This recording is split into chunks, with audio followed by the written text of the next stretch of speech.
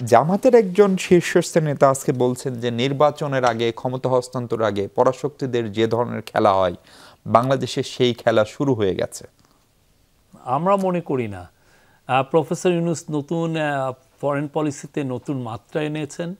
আমরা সবার সাথে আমাদের বন্ধুত্বপূর্ণ সম্পর্ক করছি।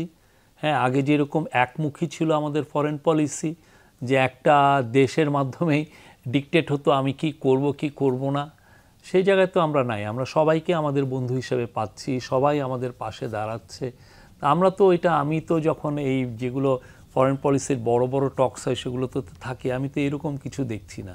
বিষয়টা আমি আমি আমি যতটুকু আন্ডারস্ট্যান্ডিং, সেটা সম্ভবত যেহেতু ভারত এবং ভারতের সেনাপ্রধান বলেছিলেন যে নির্বাচিত সরকার আসলে বাংলাদেশের সঙ্গে সম্পর্ক স্বাভাবিক হবে, এবং যেহেতু দিল্লির একটা ইনফ্লুয়েন্স ওয়াশিংটনের উপরে আছে, তার সঙ্গে মার্ক রুবিওর ফোন, এবং তারপরে এই আপনাদের এই নির্বাচন নিয়ে আরেকটু দৃশ্যমানতা উদ্যোগের, সেগুলোর কথা আপনি মার্ক রুবিওর যে ওরা যে একটা প্রেস স্টেটমেন্ট দিয়েছে এটা দেখেছিলেন? ওইখানে স্পষ্টভাবে বলা আছে কি বিষয়ে আলাপ হয়েছে। হ্যাঁ, এবং আমি বলবো যে এটা খুবই বন্ধুত্বপূর্ণ আলাপ। ট্রাম্প অ্যাডমিনিস্ট্রেশনের উনি সবচেয়ে সিনিয়র ক্যাবিনেট মিনিস্টার, যার সাথে প্রফেসর ইউনূসের কথা হলো 15 মিনিটের আলাপ। আমি পাশে আমরা ছিলাম, আমরা শুনেছি। ইট ওয়াজ এ ফ্যান্টাস্টিক আলাপ। এবং উনি আমাদের সাথে আরও ইউএসের সাথে আমাদের বন্ধুত্বটা আরও সুদৃঢ় করতে চান, আমাদের সাথে ট্রেডের সম্পর্ক আরও ডিপেন্ড করতে চান।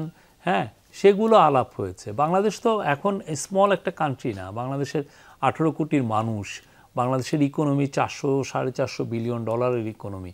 তো আমরা তো একটা এবং ইন্দো প্যাসিফিকের যেই এটা হচ্ছে যে ওয়ার্ল্ডের 52% পিপল এই দিকে বসবাস। তো এই জায়গায় আমরা তো একটা ইম্পর্টেন্ট নেশন, সেই জন্য উনি ফোন দিয়েছেন। এই জি শফিক ভাই, আমরা কি বিশেষ করে ট্রাম্প অ্যাডমিনিস্ট্রেশন আসার পরে, যেহেতু প্রফেসর ইউনূসের সঙ্গে আগের অ্যাডমিনিস্ট্রেশনের ব্যক্তিগত সম্পর্কও ছিল, আমরা কি খানিকটা পশ্চিমাদের চাপে পড়লাম? এই কথা কেন বলছি? এই কথা বলছি তার একটা হচ্ছে, ধরেন ইউএসএআইডি বন্ধের ফলে আমাদের এখানে ডেভেলপমেন্ট কার্যক্রমে একটু হলেও প্রভাব পড়েছে।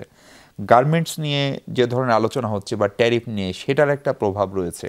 ফলে সব মিলেই কি একটু পশ্চিমাদের চাপে আছেন আমি তো বরং বলি যে আমাদের সাথে পশ্চিমাদের সম্পর্ক আরো বেটার হয়েছে। এই জন্য আপনি যেটা ইউএসএআইডির কথা বললেন, এটারও পৃথিবীর সব দেশের জন্যই এটা শুধুমাত্র যে বাংলাদেশকে টার্গেট করে হচ্ছে তা তো না, বরঞ্চ ওরা ইউএসএআইডির মাধ্যমে যে রোহিঙ্গাদের যেটা বন্ধ হয়েছিল সেটা আরও ওরা রিনিউ করেছে। ওরা আরও এইটা তো বন্ধ করেনি, পরে আপনারা দেখেছেন যে জিআরপিতে ওটা কন্ট্রিবিউট করেছে। হ্যাঁ, তো এই জায়গায় আমি মনে করি যে ইউএসএআইডির যেটা পলিসি, এটা গ্লোবালি এটা সবার জন্যই অ্যাপ্লিকেবল। আর ইউএসএ আপনি যদি বলেন, ইউএসএ কিন্তু এই যে আমাদের এই 11 মাসের ট্রেডের ফিগারটা নেন, ইউএসএ আমাদের ট্রেড বেড়েছে, ট্রেড কমে নাই। আর পুরো পশ্চিমা বিশ্বে আমাদের ট্রেড নেন, ট্রেড বেড়েছে, ট্রেড কমে নাই। আর আপনারা প্রত্যেকটা বিষয়ে যেইভাবে উনি তো প্রফেসর ইউনূস পুরো ওয়েস্টার্ন, আমি বলবো যে ডজনেরও বেশি ওয়েস্টার্ন লিডারের সাথে এই গত 11 মাসে মিট করেছেন, সবাই তার পাশে দাঁড়িয়েছেন।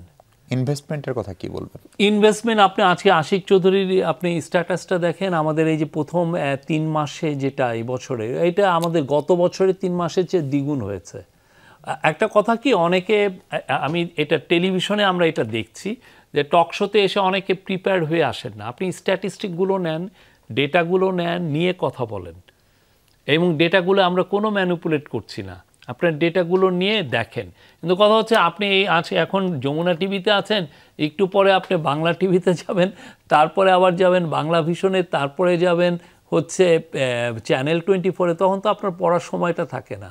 আমি সবাইকেই অনুরোধ করব, পড়ে আপনি দেখেন যে আসলে কোথায় আমরা ছিলাম, এখন কোথায় আছি, আমরা কি কোনো ডিস্টর্টেড ফিগার দিচ্ছি কিনা। ভাই, আপনি দীর্ঘদিন সাংবাদিকতা করেছেন, ফলে আমরা যখনই এ ধরনের প্রশ্ন সরকারের কোনো পলিসি মেকারকে বলতাম, তারা কিন্তু আমাদেরকে এই ডেটা, পরিসংখ্যান এগুলোই উত্তরে দিত। এবং তখন আমাকে চ্যালেঞ্জ করেন যে আমি এই ডেটা ভুল দিচ্ছি। মানে আপনি বলছেন যে গত আপনার এই 10-11 মাসে আমাদের foreign direct investment, specially from western countries, আমি বলছি এই বছরের 3 মাসে, শেষ 3 মাসে, এই বছর বিষয়কে জানুয়ারি টু আপনি আশিক চৌধুরী আজকে ফেসবুকের স্ট্যাটাসটা আপনি খুলে দেখেন, উনি একদম ফিগারটা দিয়েছেন।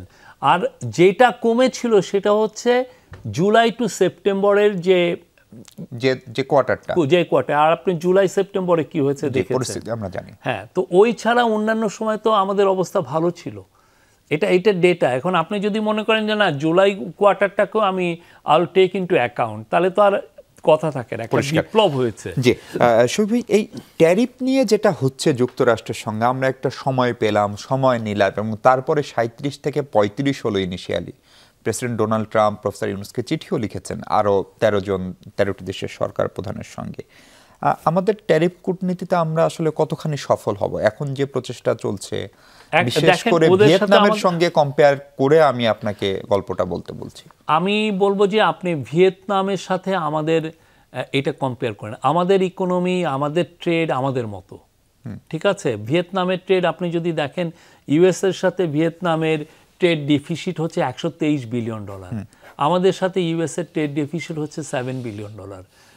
ভিয়েতনামের পুরো ইকোনমিটাই হলো ট্রেড কেন্দ্রিক, তার পুরো জিডিপির 80% হচ্ছে ট্রেড, 80 বা আরো বেশি। তার প্রোডাক্ট অনেক, না প্রোডাক্ট অনেকের চেয়েও বড় কি কিছু কিছু ইকোনমি, আপনি সাউথ ইস্ট এশিয়া বা ইস্টার্ন এশিয়ার কান্ট্রিগুলোর মূল জিনিসই হচ্ছে যে তারা অনেক বেশি, তার যে ইকোনমির যে সক্ষমতা তার চেয়ে অনেক বেশি ট্রেড করে। এটা ওদের এটা স্ট্র্যাটেজি, এটা ওদের একটা ফিচার ওদের ইকোনমিগুলোর। আর আমাদের এখানে ট্রেড কত, আমাদের টোটাল যে ইকোনমির যে সাইজ, ট্রেড কত 12, 13, 14 বা 15% এরকম। তো ফলে যখন আমি ট্রেড নেগোসিয়েশন যখন করতে হয় তখন অনেক কিছু আমার চিন্তা করতে হয়। আর এর জন্য ইউএস হচ্ছে সব দ্য বিগেস্ট ট্রেড ডেস্টিনেশন, তার পুরো ইকোনমির প্রসপ্যারিটি ডিপেন্ড করছে হলো ইউএসের সাথে তার ট্রেডের উপরে। তা আমার তো অন্যান্য মার্কেটও ইম্পর্টেন্ট, আমার তো ইউরোপিয়ান ইউনিয়ন হচ্ছে আমার বিগেস্ট ট্রেড ডেস্টিনেশন। আপনি যদি সবগুলো কান্ট্রিকে সিঙ্গেল কান্ট্রি হিসেবে তো ইউএস, হ্যাঁ, আমি 50 বিলিয়ন মানে 48-49 বিলিয়ন ডলার মতো এক্সপোর্ট করি, তার মধ্যে 7-8 বিলিয়ন যায় হচ্ছে ইউএসএ, বাকিটা তো অন্যান্য দেশে যায়।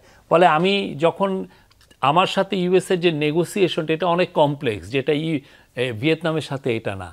আমি বলবো যে আমাদের ট্রেড নেগোসিয়েশন সেকেন্ড রাউন্ড শুরু হয়েছে, গতকাল ছিল ফার্স্ট দিন, আজকে সেকেন্ড দিন।